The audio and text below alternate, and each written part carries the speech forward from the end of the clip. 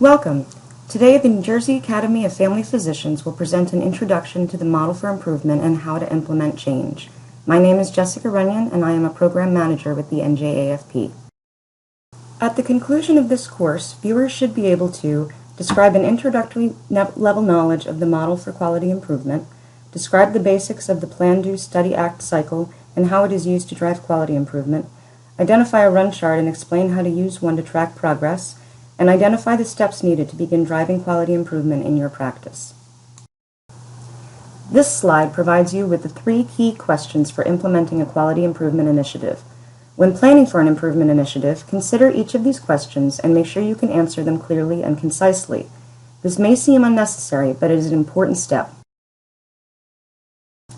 I'm going to show you a series of videos today, all of which were published by the Institute for Healthcare Improvement. The IHI is an independent, not-for-profit organization based in Cambridge, Massachusetts. They are a leading innovator and driver of results in health and healthcare improvement worldwide. They are a fantastic resource for information related to quality improvement initiatives in the healthcare environment. The first video that I'm going to show you is an introduction to the IHI's Model for Improvement, and the second video is a more in-depth look at that same model. Every time you start out on a journey, whether it be by land or sea, you need to have some way to guide your journey, some roadmap, a compass, if you will, that gives you direction and gives you some sort of sense of where you're going. Well, we have that at the IHI. It's called the Model for Improvement. The Model for Improvement gives us the foundation and the framework for doing improvement work. It is really structured around several key components. Basically 2 major sections of the Model for Improvement. First of all, what is your aim? How will you know that a change is an improvement is the second question, which gets to measurement.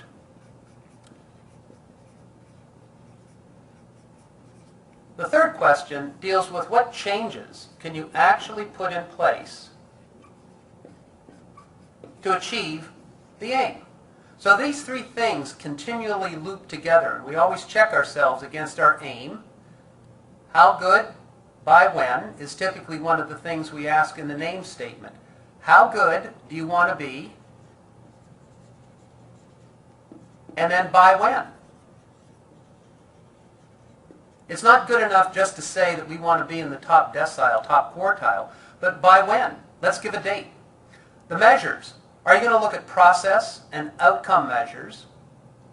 And then what changes are you actually going to put into place that you can track with data and then match back up against your aim? This then gets carried out in daily work with a team through something called the PDSA Cycle, or Plan, Do, Study, and Act. The 3 questions give us the framework that we always go back to. What are we trying to accomplish? How will we know change is an improvement? And what changes can we actually make? PDSA cycles is where we do our testing on a day-to-day basis. We go out and we take the ideas, we put them into a PDSA cycle, we plan it, we do it, we study it. That is, we get the data, we come back up and look at this question, and then we act. That is, we're going to change our plan based on the feedback we obtained, and then we're going to go through another cycle.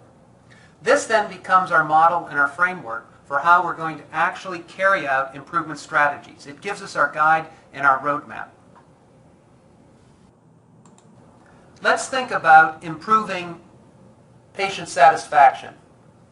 To take people from being neutral, or oftentimes not real happy with the services or the care they get, and to make them more happy customers. How do we do that? We might have a survey that we use on a regular basis. And right now we see that we're only getting about 45% of the patients in our outpatient clinic saying that they are very satisfied with the care they received. Well, we might say, if we're developing our aim statement, how good do we want to be? We want to be at higher than 75%. How good and by when? We're going to do that over the next 6 months. So anytime we write an aim statement, we want to know how good and by when. That is, we're at 45%, very satisfied. Within 6 months, we want to elevate that up to 75%, very satisfied. Now, the measures. We want to look at outcome measures. The outcome measures might be the percent marking very satisfied. That might just be a simple one measure on outcome. But we also then need to have process measures. Maybe it's the wait time in the clinic. Maybe it's the availability of an appointment. These would be two very useful process measures because those processes will in fact influence the outcome, that is satisfaction. Then what changes are we going to have? Well, the changes might be that we're going to have early pre-registration. That might be an idea. We might allow people to send in information via the internet or fax in their request. And we might have a tickler system where we call them back to remind them of their appointment. So now we've combined the three questions, our aim, our measures, and our change concepts. We're then going to go out and do that. Starting next Monday, we're going to empower the team to start doing these changes and see if the satisfaction survey results actually start tracking. And then what we're going to do is we're going to track Monday, Tuesday, Wednesday, etc. And we're going to track the percent saying very satisfied, and we'll be able to start making a chart. We'll mark where we instituted one of the changes, and then we'll see if in fact it had the desired effect, moving it upwards. So by combining the three questions with the PDSA cycle, we're setting ourselves on a very good path to give us guidance, direction with the model for improvement. Try answering these questions prior to creating your plan, as they will help guide your focus and time frame for change. Now I'm going to show you another video called PDSA in Everyday Life. This video demonstrates how you already use the Plan, Do, Study, Act cycle to make changes every day.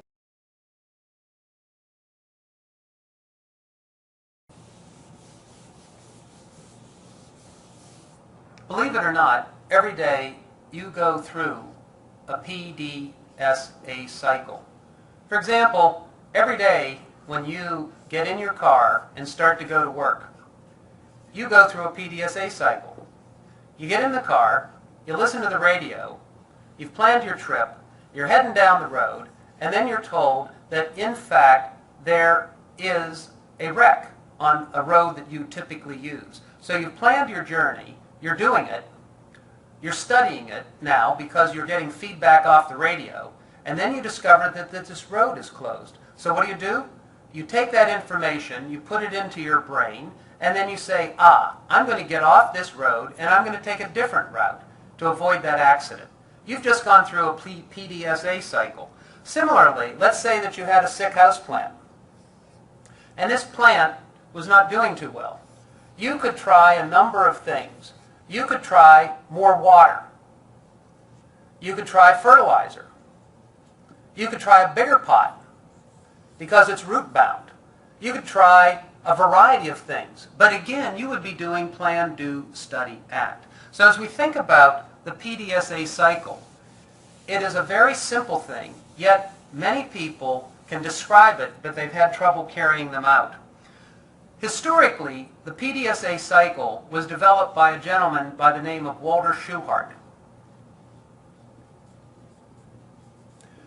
Walter Schuhart, back in the 1920s, working at Western Electric in Cicero, Illinois, and in New Jersey, took the scientific method, that is, inductive and deductive thinking, where you go from the specific to the general, from the general to the specific, with hypothesis testing.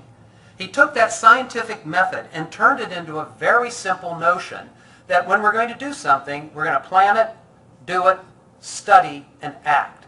Now remember, Schuhart and his students, Deming and Duran, were working on the shop floor at Western Electric. They could not, as PhDs trained in physics, engineering, statistics, take the academic scientific method and apply it to shop floor, where people were working, making old-fashioned telephones. Those people, many of which did not read, could not explain the scientific method, were very, very engaged because Schuhart was able to take the complexity of this and turn it into a very simple thing that we do every day. Plan, do, study, act. This then becomes the way we carry out a test. Every day you're doing something, whether you think about it or not, you're actually doing a PDSA. What we're trying to do is when we give you a PDSA form, and you're going to fill out this PDSA form, you're actually going to say, here's my plan. Bullet, bullet, bullet. Here's how we're going to do it. And here are the people. Mary's going to do this, Bill's going to do that, Tom's going to do this. We're going to study it.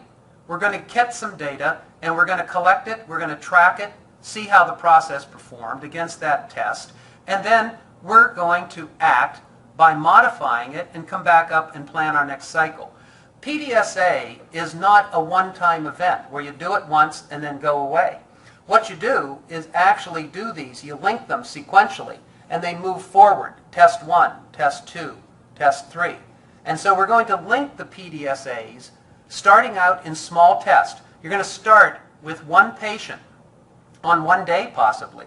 Then you might move to 3 patients. Then you might move to 5 patients, and eventually you can apply it to all, but it requires testing under a variety of conditions. So we start small with small tests of change, and then we start testing them under different conditions. It worked well in this unit, but then when you went over to the next unit and tested that same notion, it didn't work too well. Why? Different conditions, different people, different variation in the process. So every day you're going to have the opportunity to think about applying these things in a very, very practical yet concerted way. As that video demonstrated, you already use the PDS cycle to make improvements in your daily life. The next video is the PDSA Cycle Part 2. It goes into more depth about how to use the PDSA cycle to implement change in your practice.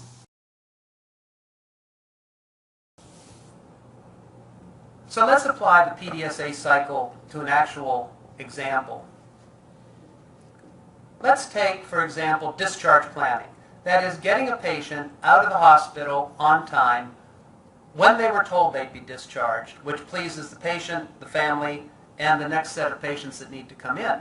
So, what is our plan? The first plan aspect that we're going to do is that we've worked with the team to develop a new discharge planning form. Now, this form is a task that has to be done in order to achieve a test. And oftentimes people get confused between a task and a test. The test is going to be taking the form and applying it to a patient. So now this form has check boxes. It has pharmacy. It has discharge planning instructions, education, other things that are needed. Now we're going to do it.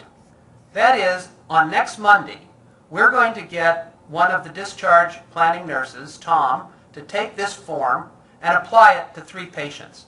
We're not going to do it on all 50 patients. We're not going to do it on the whole hospital. We're going to start out with a small test. 3 patients. Tom's going to take the form and use it with these 3 patients. We're going to get feedback then. We're going to study. And Tom is going to come back, and we're going to get feedback from Tom on whether or not the form worked. Were things easy to fill out? Did he have to look all over the place? Did the flow of information work well? So Tom's going to give us feedback. Then we're also going to get feedback by keeping track of the percent of patients discharged by 11 o'clock.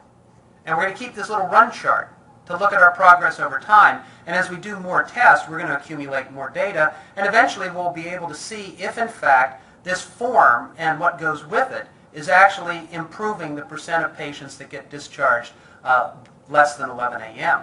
Then we're going to act. We're going to take the feedback from Tom and from our data, and then we're going to think about the next test with more patients, maybe on a different unit. Maybe now we're going to take it, instead of just from 3 West, we're going to take it and apply it to all med-surg floors. Now when we've tested under different conditions, and we're now accumulating, we've tested it with 3, 5, 10, 15 patients, at some point after we've tested under different conditions, we're going to be ready to move to the next phase, which is to implement.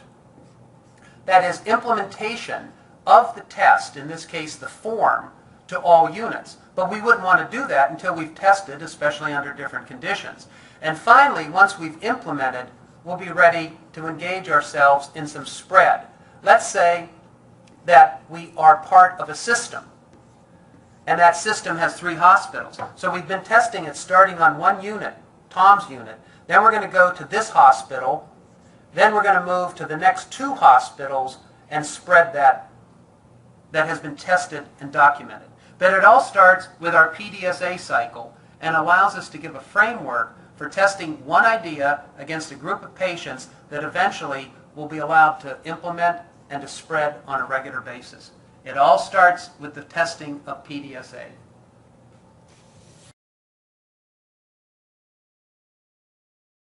This graphic demonstrates that each of the steps in the cycle must be completed prior to moving on to the next step, and that at the end of the ACT cycle you can take all of the information you have obtained from your PDSA cycle and begin a new cycle if the change you implemented didn't work out the way you had hoped.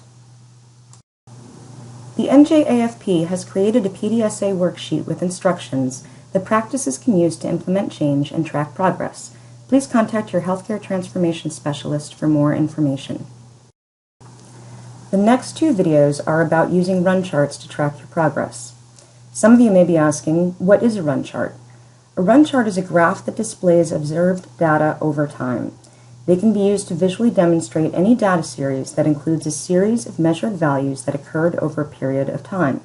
Run charts allow users to note trends, anomalies, improvements, and reductions relatively easily.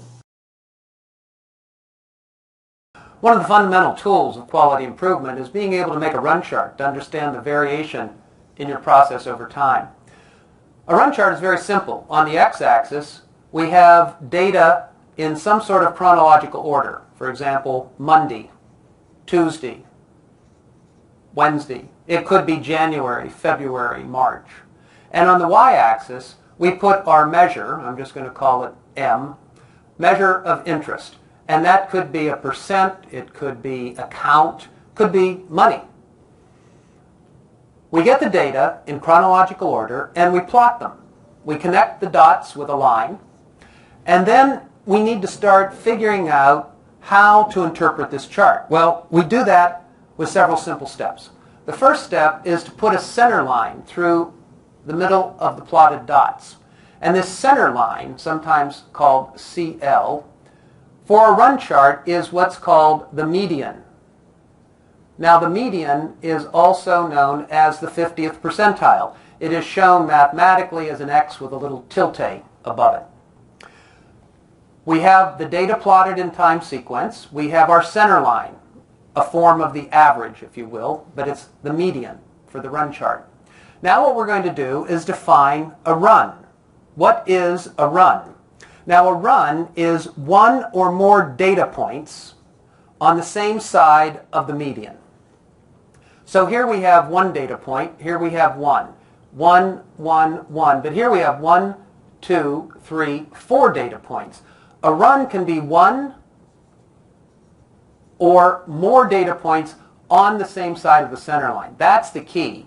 It's as the data flip and flop back and forth across the center line, we count how many dots end up in a little cluster. Here we have 1, 1, 1. Here we have 3, maybe 2 here, 1, 1. So we get the number of runs, and then we're going to be able to interpret the chart. And we do that by using a series of simple run chart rules. Now there are many run chart rules that people have used over time, and you will see different people using different rules. Here at the IHI, we have what we call the 4 simple run chart rules.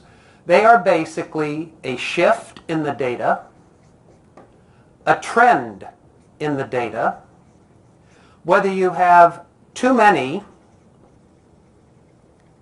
or too few runs, and finally an astronomical data point. And let me explain each of these quickly. A shift in the data is when you have too much of the data hanging above or below this median center line.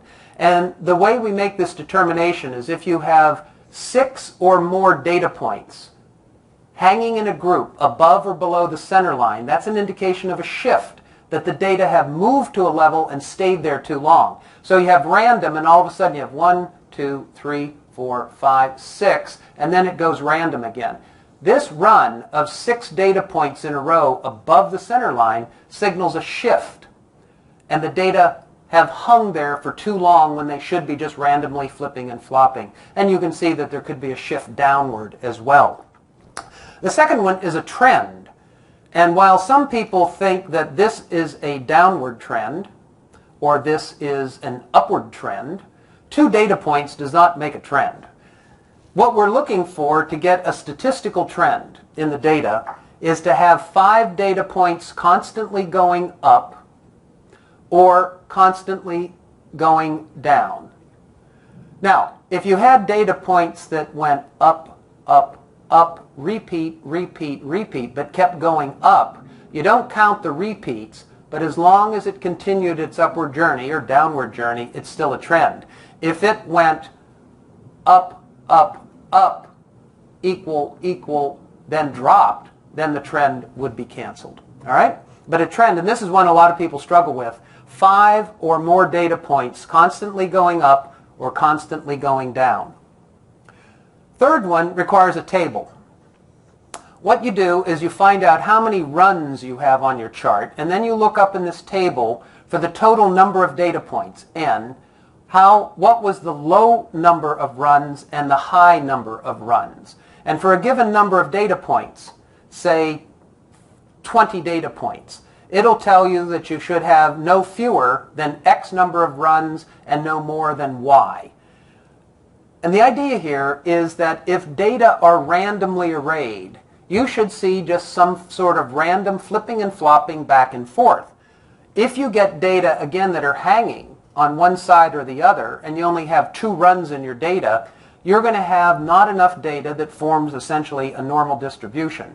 So this table, which has been figured out mathematically for years, is designed to tell you how much variation there should be in a given set of data. So if you had 15 data points, 20, 30, it will tell you the lower and upper boundaries of the number of runs. The final test, or rule, if you will, is whether or not we have an astronomical data point. Now, this is a judgment call, something I refer to as the interocular test of significance. We have data that are going along, and then all of a sudden, wonk, we've got this huge spike, and we wonder why. Well, oftentimes 2 things. One, we could have collected the wrong data, that for some reason data got into our data set that shouldn't have been there, because here's where the bulk of the data typically fall. Or, in fact, something special was going on that day. If this is food trays being delivered to the medical units, and this is the day that the elevator people came and shut down 3 banks of elevators when all the food trays backed up. And if you're looking at percent of food trays delivered on time, you'd see this big spike.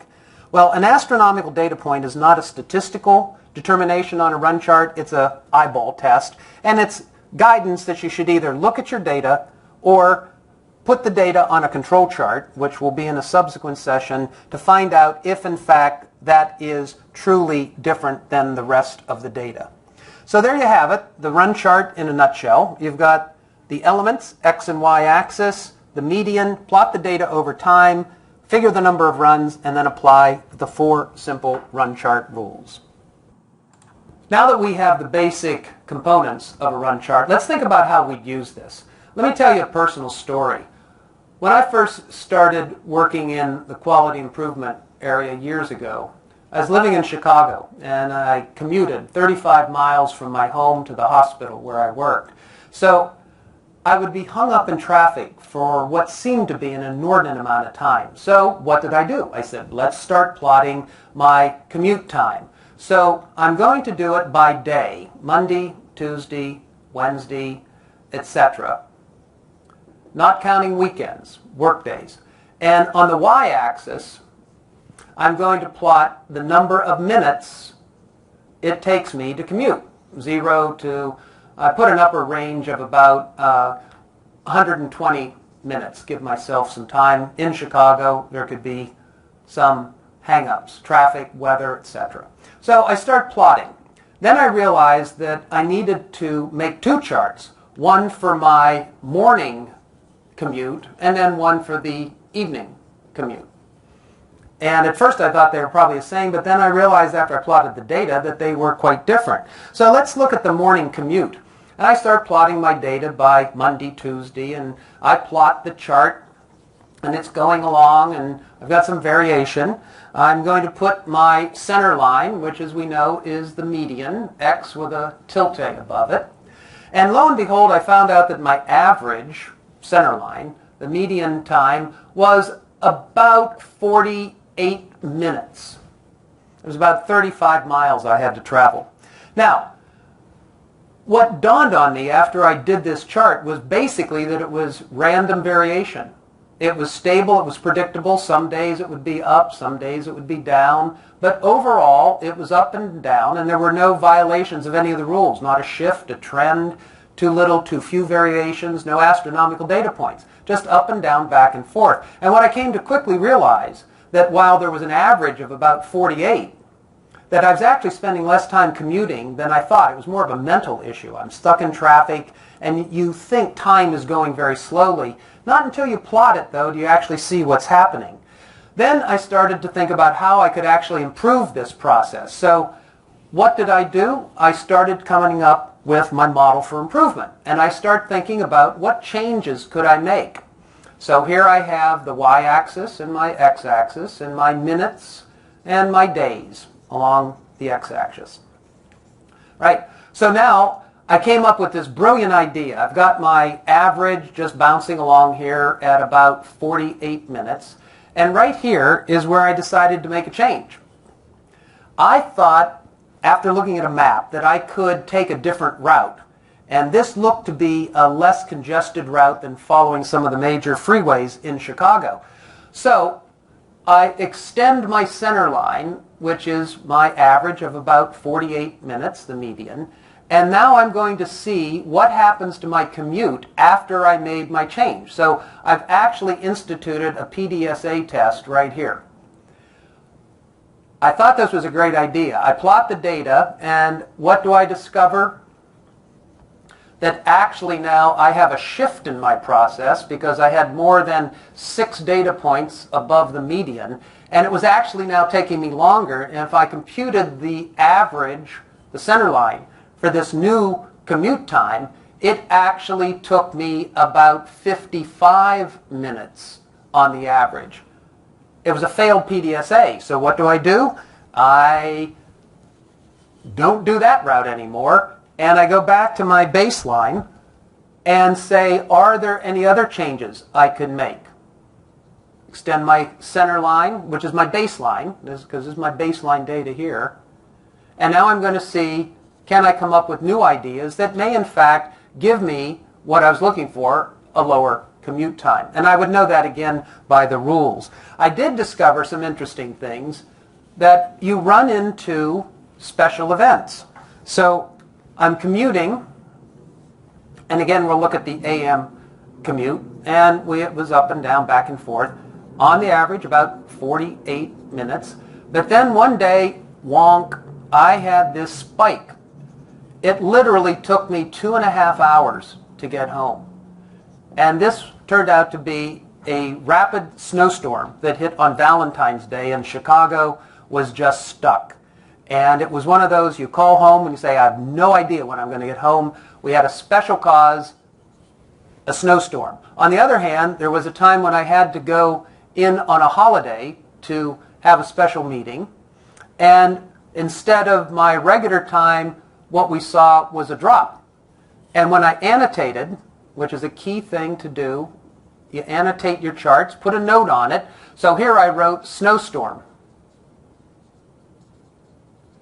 And here I wrote holiday, because I went in on a holiday when there was far less traffic on the road. Now these are not normal parts of the commute. I saw on the average my commute was still about 48 minutes, but I was able to annotate and demonstrate why these were anomalies and not part of the normal variation. So pick something, whether you run, cycle, golf, commute time, apply it to a work process. start to collect some data, plot it on a chart over time, and start applying these simple run chart rules to understand the variation that lives in your process. We will now take a walk through the improvement model using a PDSA cycle in the practice setting. The example I'm using today is optimizing the use of same-day appointments. For this case example, our practice is a privately owned practice with 2 physicians and 2 PAs. They wanted to evaluate their scheduling system and their use of same-day appointment slots. To begin the plan stage, they checked the schedule at the end of each day. Then they began recording the number of same-day openings in a spreadsheet. Then they began recording the number of unused same-day openings, also in a spreadsheet. This run chart shows a relatively even distribution of unused same-day appointments, with an average of 2.1 unfilled appointments per day. That's 10.5 per week and approximately 42 per month. Start developing your plan by answering the key questions from earlier in this presentation. First question, what are we trying to accomplish? Keep your initiative simple. If you want to implement a larger overall change, break it down into smaller items that can be dealt with on an individual basis and within defined reasonable timeframes.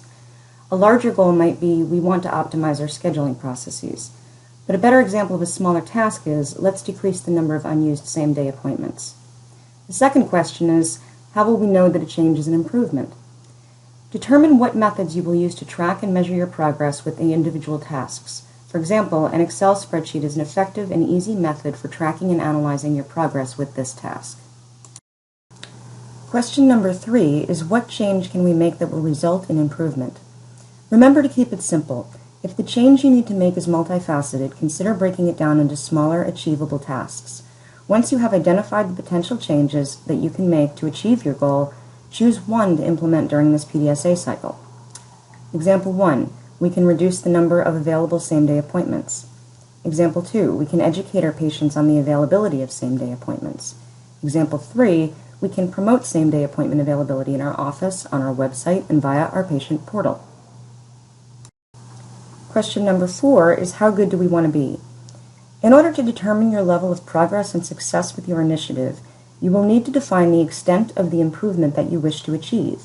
For example, we want to see an 80% reduction in the number of unused same-day appointments. For question number 5, by when, PDSA cycles are designed to be used over short periods of time, and tasks should be able to be completed in a rapid cycle time frame. While this time frame can vary for different initiatives, if you find that 2 months have gone by and your change hasn't been implemented, consider rethinking your plan and design. For example, we want to see this improvement within 45 days.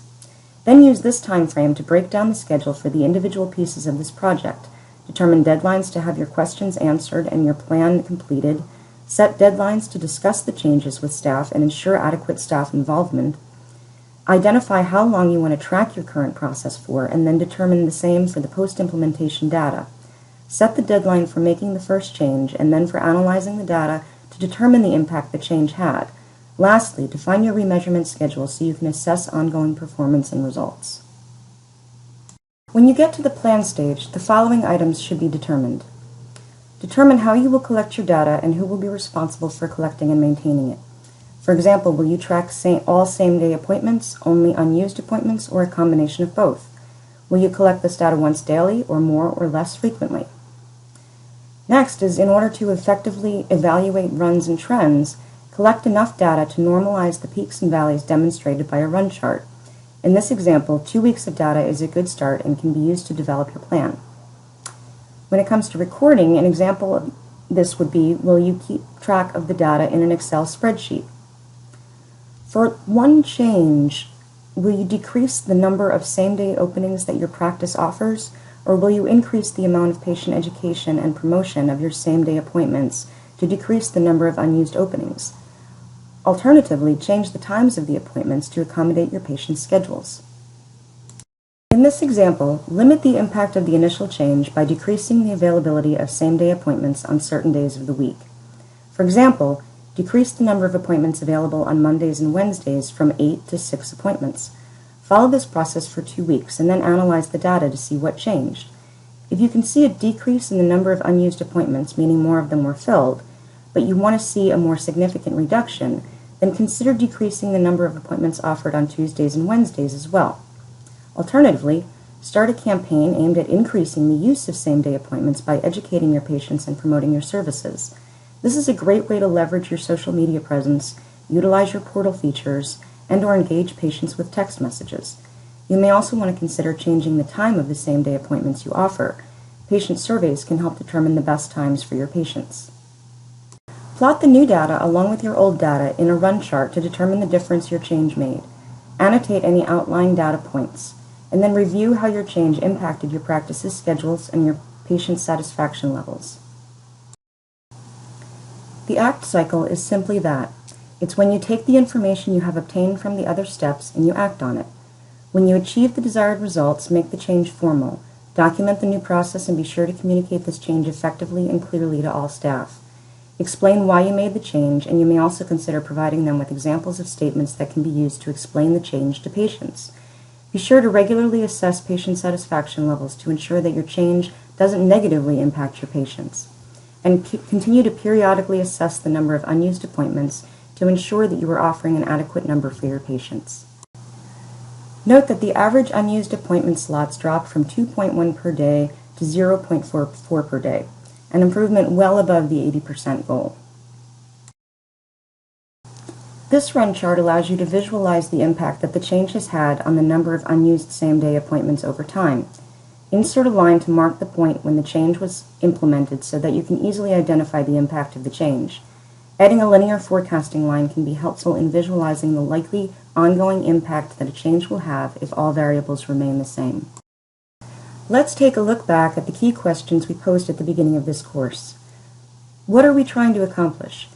Each practice will be trying to drive improvement in their particular practice setting and with their patient population. An example could be decreasing the amount of time your patients wait in an exam room before the doctor sees them. How will we know that a change is an improvement? Your run charts and your patient satisfaction surveys, if applicable to the change, will tell you if the change you made was an improvement or not. What change can we make that will result in improvement? The change that will result in improvement refers back to the first question. What change can you make that will accomplish your goal? If your goal is to reduce the number of unused same-day appointment slots, determine which modification you think will result in the greatest improvement. Please call NJAFP to talk with a healthcare transformation specialist to determine how the strategies from this presentation can best be implemented in your practice. Thank you for watching this presentation. We hope that you find it helpful.